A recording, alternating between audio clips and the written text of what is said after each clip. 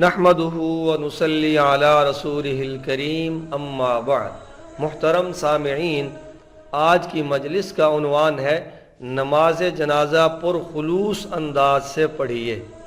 نماز جنازہ فرض کفایہ ہے اور نماز پنجگانہ فرض عین ہے۔ اس میں اخلاص اور خشوع خضوع نہیں رہا۔ جنازہ تو پھر بھی فرض کفایہ ہے، اس میں خشوع کی طرف توجہ ہی نہیں۔ ہمارا اخلاص تو اسی وقت ہی ختم ہو گیا جب ہم گھر سے برادری ازم کے تحت جنازہ کے لیے نکلے تھے۔ ایسے لوگوں کا آنا اور نہ آنا برابر ہے۔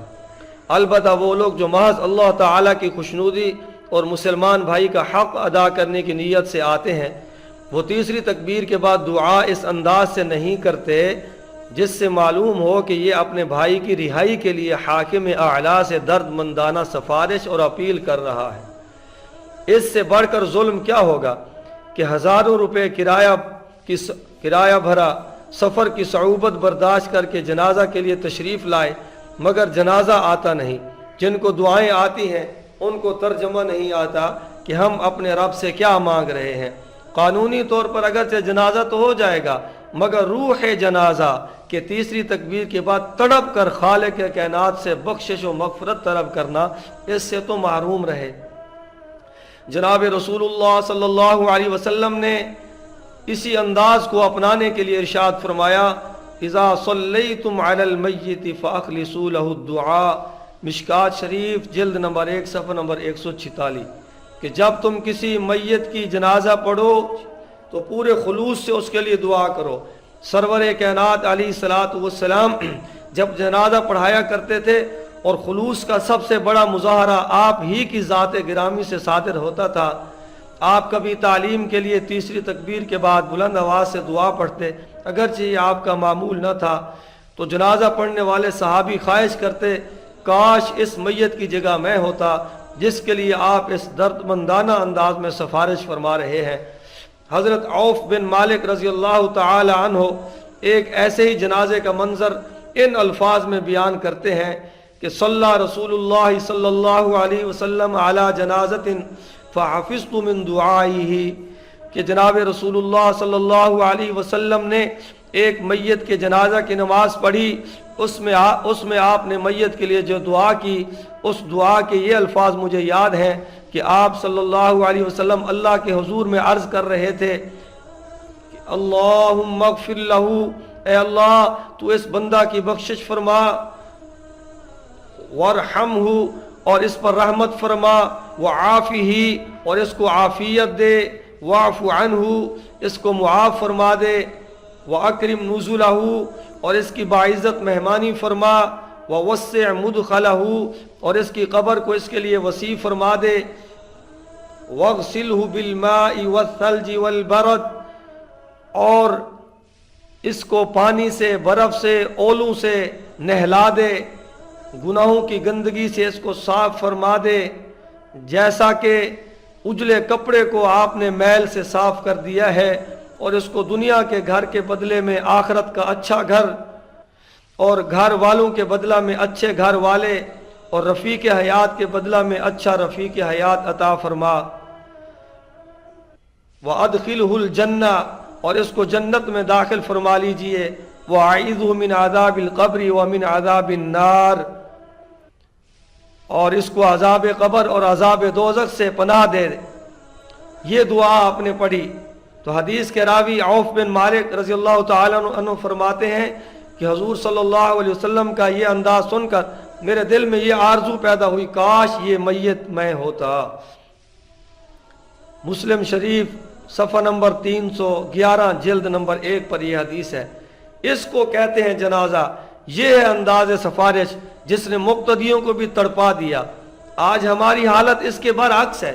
پہلے نمبر پر شرکت کی نیت صحیح نہیں، دوسرے نمبر پر ہمیں صحیح تلفظ کے ساتھ یہ دعائیں یاد نہیں، اگر کچھ نہ کچھ آتی ہیں تو خشوع خضوع نہیں، دل میں یہ بات چھائی ہوئی نہیں ہے کہ میں اپنے بھائی کی مغفرت کی درخواست کر رہا ہوں، اللہ تعالیٰ کے سامنے عاجزی و انکساری والا انداز اختیار کروں۔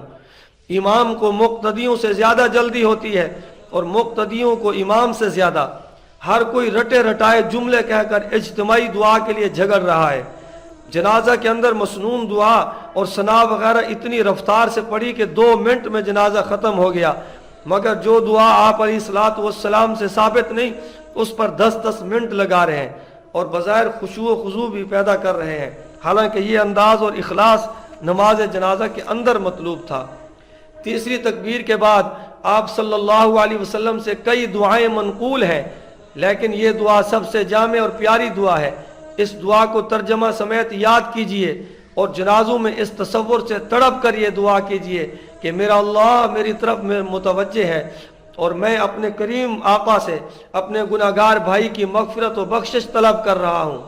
علامہ شامی رحمۃ اللہ علیہ نے لکھا ہے کہ اللہم اغفر لحینا و میتنا، یہ جو مشہور جنازے کی دعا ہے، اس دعا کے ساتھ اس دعا کو ملانا بھی افضل ہے۔ کون سی دعا؟ یہ جو ابھی میں نے آپ کے سامنے تلاوت کی ہے مسلم شریف سے، جس کو حضرت عوف بن مالک نے سن کر تمنا کی تھی کہ اس جنازے کی جگہ میں ہوتا، وہ دعا پوری پھر سن لیں۔ اللہم اغفر لہ وارحمہ وعافہ واعف عنہ واکرم نزلہ ووسع مدخلہ واغسلہ بالماء والثلج والبرد ونقہ من الخطایا کما نقیت الثوب الابیض من الدنس وابدلہ دارا خیرا من داری واہلا خیرا من اہلی وزوجا خیرا من زوجی وادخلہ الجنہ واعذہ من عذاب القبر ومن عذاب النار۔ یہ دعا، اس دعا کو علامہ شامی رحمۃ اللہ علیہ فرماتے ہیں جنازہ میں اللہم اغفر لحینا والی دعا اور یہ اللہم اغفر لہ وارحمہ، یہ دونوں دعائیں ملا کر پڑھنا افضل ہے۔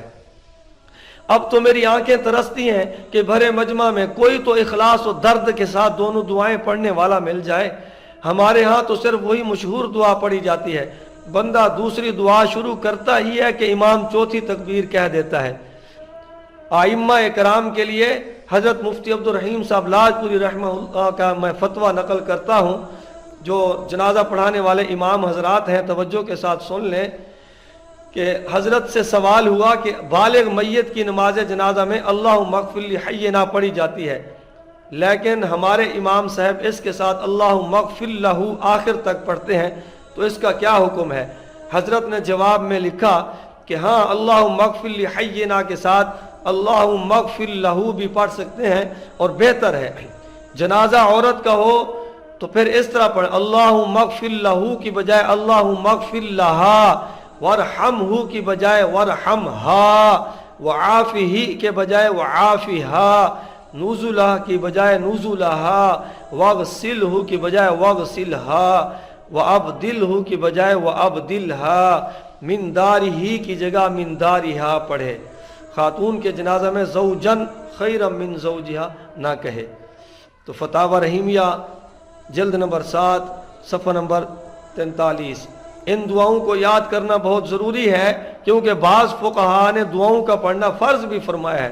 مفتی اعظم حضرت مولانا عزیز الرحمن عثمانی رحمہ اللہ کا فتویٰ ملاحظہ فرمائیں، وہ فرماتے ہیں نماز جنازہ میں مقتدیوں کو امام کے پیچھے ثنا، درود شریف اور دعا و تکبیر پڑھنا چاہیے۔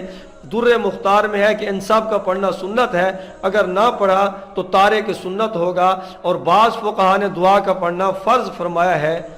یہ عزیز الفتاوی یعنی دارالعلوم دیوبند کے صدر مفتی حضرت مولانا عزیز الرحمن صاحب کا فتاوی عزیز الفتاوی صفحہ نمبر 337 جلد نمبر 1۔ تو ہمیں چاہیے ان دعاؤں کو ترجمہ سمیت یاد کریں اور خلوص کے ساتھ جنازہ پڑھیں اور ذہن میں یہ رکھ کر پڑھیں کہ میں اللہ سے اپنے مسلمان بھائی کی رہائی کے لیے، بخشش کے لیے، مغفرت کے لیے سفارش کر رہا ہوں۔ تو یہ اسی وقت ہوگا جب جنازے کی دعاؤں کو صحیح معنی میں یاد کیا ہوا ہوگا اور ان کا ترجمہ بھی یاد ہوگا۔ اور یہ مسلم شریف والی جو حدیث ہے اس میں جو دعا ہے بڑی پیاری حدیث ہے، بڑی پیاری دعا ہے، اس کو ترجمہ سمیت یاد کریں۔ اللہ تعالی ہم سب کو عمل کی توفیق عطا فرمائے۔